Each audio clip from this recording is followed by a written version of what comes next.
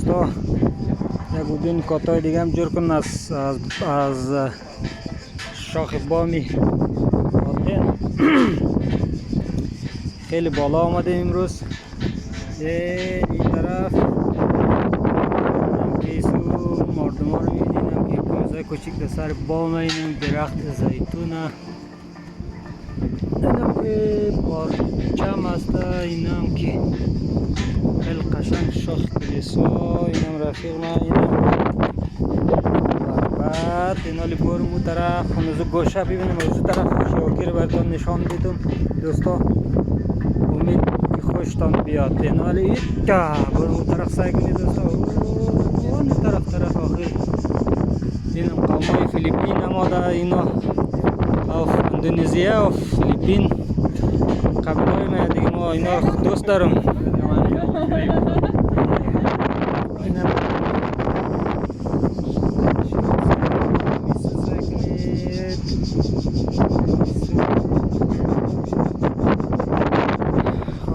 حالا برم در گوشه ببینم چی رو میبینم. یک دقیقه بله از این برشم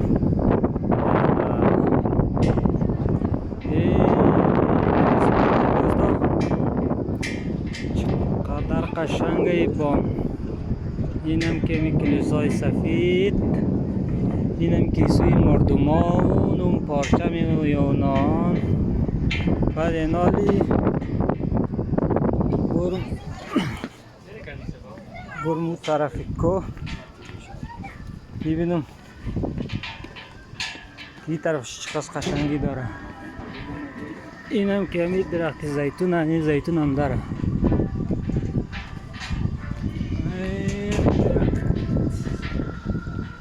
اینه اگه ببینید سوس کچولو داره.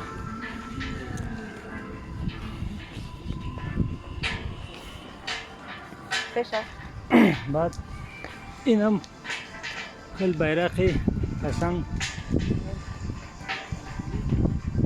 اینم که مردم ها اینجا عکس فیلم نه. ایزی گوشه بیم این طرف براتون نشان بدم دوستا.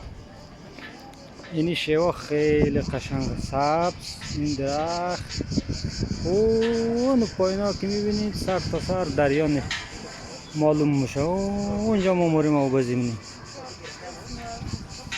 اینم که یک خارجی دبی اخمه شتا تلفن خو بازیم نه. این کانا و تیپارا ببینید، این پایین هم یک دو نفر شتا. اینم که شاخ کلیسا. خب دوباره بیاییم این طرف چی رو نشان میدم برایتان. طرف پایین روز هم است.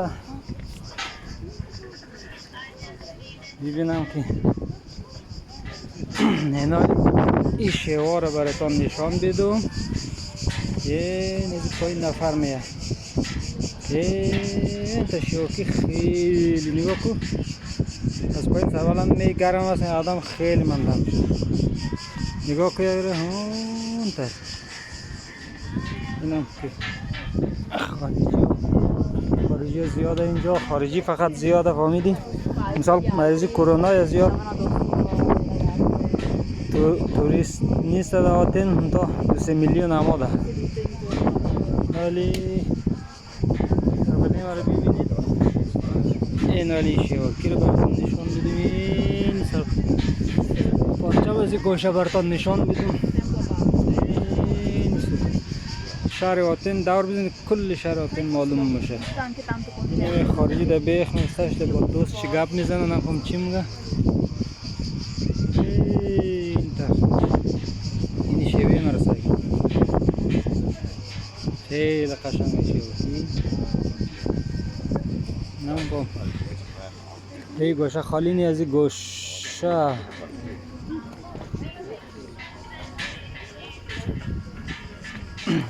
اینالی شیوه رو براتون نشان دیدم.